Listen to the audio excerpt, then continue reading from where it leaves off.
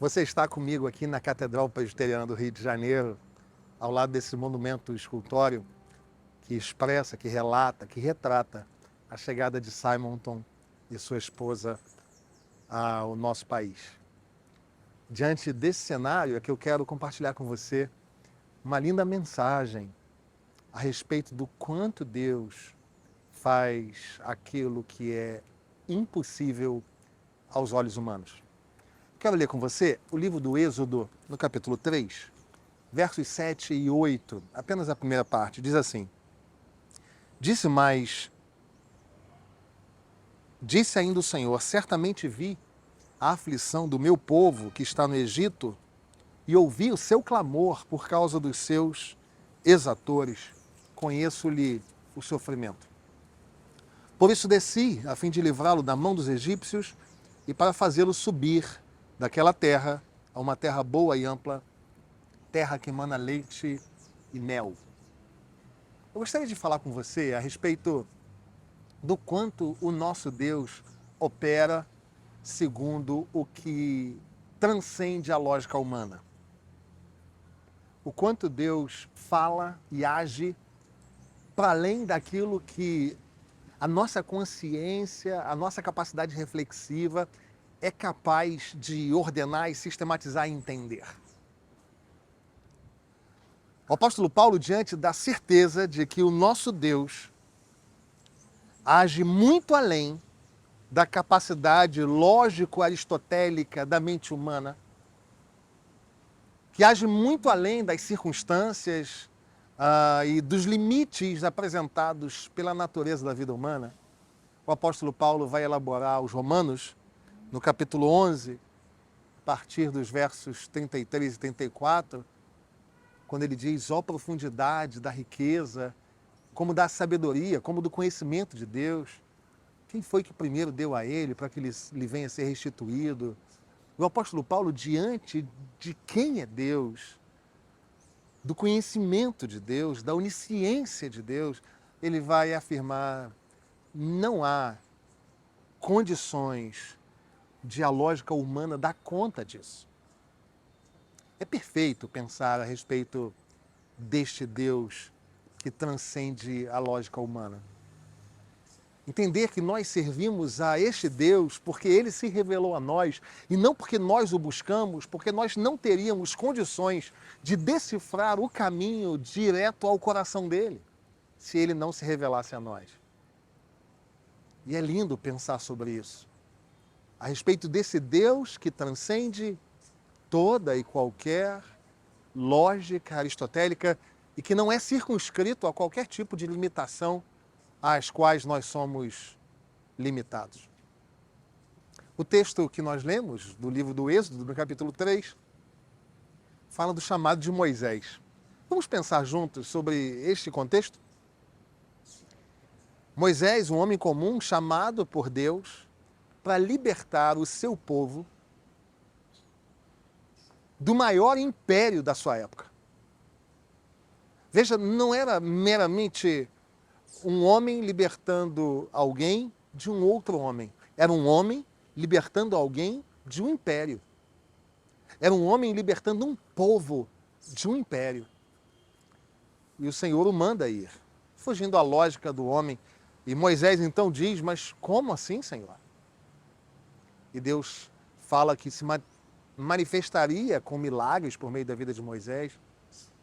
E o que é interessante é que no verso 7, o Senhor fala: eu conheço o sofrimento do meu povo.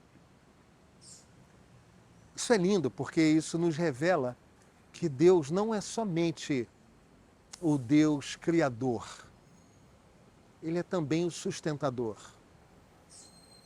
E isso, saber que o nosso Deus não é apenas aquele que nos criou e nos deixou lá no passado, nos deixou a nossa própria sorte. Saber que o nosso Deus, Ele é o Deus criador que nos conheceu ainda informes no ventre de nossa mãe.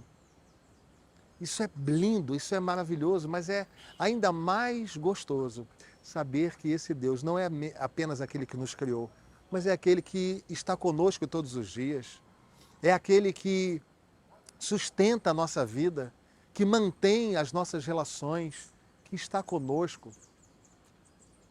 Esse Deus é um Deus que só é passível de ser conhecido na medida em que ele se revela, porque ele é tão sublime, ele é tão maravilhoso, ele é tão esplêndido, que nós, pela cognição humana, não teríamos condições.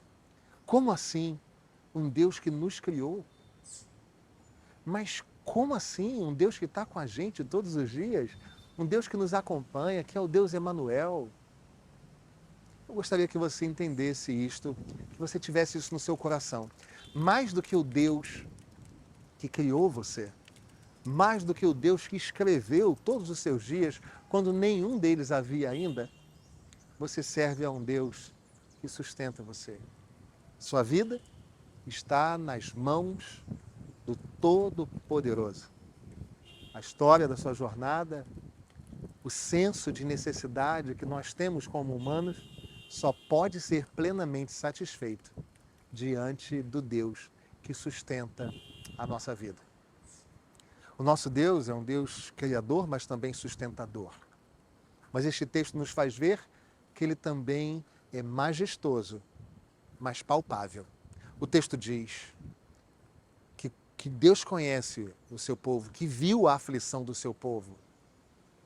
Mas não apenas isto. O texto diz que o Senhor ouviu a oração do seu povo por causa dos seus exatores, por causa dos seus carrascos. Então é lindo perceber que Deus vê e, portanto, então Deus cria e sustenta. Mas não apenas isto. Ele é o Deus majestoso, soberano, o Rei dos Reis, o Todo-Poderoso, o que está sentado no trono. Mas ele também é palpável. É interessante nós pensarmos que hoje, quanto mais poder, mais inacessível é aquela pessoa. Pense se não é isso. Você teria condições de sair da sua casa e chegar a uma casa de Estado, por exemplo, ir a Brasília, aqui no Brasil, e falar com o presidente? Não. Por que não? Porque quanto mais status, quanto mais poder, quanto mais força na sociedade, menos acesso nós temos. Mas com o nosso Deus não é assim. Ele é o Todo-Poderoso, o Deus acima de todos os deuses, aquele que é descrito como onipotente. E ainda assim, ele é tangível por meio do nome de Jesus quando nós falamos com ele. Apenas para contextualizar, os grandes monarcas da época de Moisés, eles não podiam ser olhados nos olhos. Quando um monarca passava, os seus súditos não poderiam encará-lo. O monarca passava e os súditos baixavam a cabeça.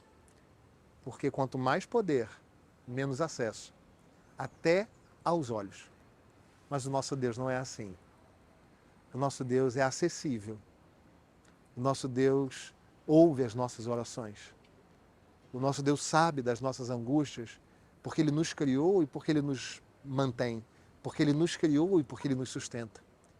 E apesar de Ele ser o Todo-Poderoso, nós também podemos falar com Ele, sabendo que Ele ouve a nossa oração, sabendo que Ele acolhe o nosso coração contrito, sabendo que Ele recolhe as nossas lágrimas. Sim, Ele é o Deus Todo-Poderoso. Ele é o Rei dos Reis, mas Ele é o Pai amoroso também. Aquele Pai que nós chegamos ao quarto com medo e tocamos nele e Ele nos acolhe em seus braços. O nosso Deus é um Deus que não tem explicação. Como diz a canção, ninguém explica Deus. Porque Ele é criador, mas Ele é sustentador. Ele estava com você no início e vai estar com você no final. Ele é majestoso, o Todo-Poderoso, mas é também palpável. E por fim, Ele é transcendente, mas Ele também é imanente. Ele é o totalmente outro. Ele é aquele que vive por si mesmo. Ele é aquele que não depende de mim e de você para viver. Ele é o transcendente, o Deus Espírito, cujos adoradores devem adorá-lo em espírito e em verdade. Mas apesar de ele ser transcendente, ele é imanente. Ele se fez carne. Ele habitou entre nós. Jesus é a imagem do Deus invisível. Ele se fez visível. Ele se fez carne. Ele se fez pecado por nós. E é maravilhoso entender isso, discernir isso. Nós fomos criados por Deus, mas somos sustentados por Ele. Nós somos súditos do Rei eterno, o que coloca reis no trono e que tira reis do trono. Ele é o Rei que não sai do trono de justiça e de poder. Mas apesar de ele ser isso tudo, ele também é majestoso, palpável, tangível e acessível. E por fim, ele é o transcendente. Ele é aquele que é espírito. É aquele que exige de nós uma adoração em espírito e em verdade. Mas ele se fez carne. Por amor a mim e por amor a você. Nós não teríamos como, por nós mesmos, descobrir a trilha, o caminho que nos leva à presença de Deus o Pai, se Ele não se revelasse a nós. E isto se dá em Jesus Cristo. A imanência de Deus, a encarnação do Verbo. E nós servimos a este Deus, que nos ama, a ponto de, segundo Paulo aos Filipenses, se despir da sua glória e se tornar um de nós. Meu irmão, esse Deus maravilhoso, que é inexplicável, que é onisciente, onipotente, onipresente, e que a ciência não vai ser capaz de descrevê-lo, foi esse Deus que cuidou de Simonton e que usou esse irmão do passado para, contra a lógica humana, organizar a nossa igreja em 1861.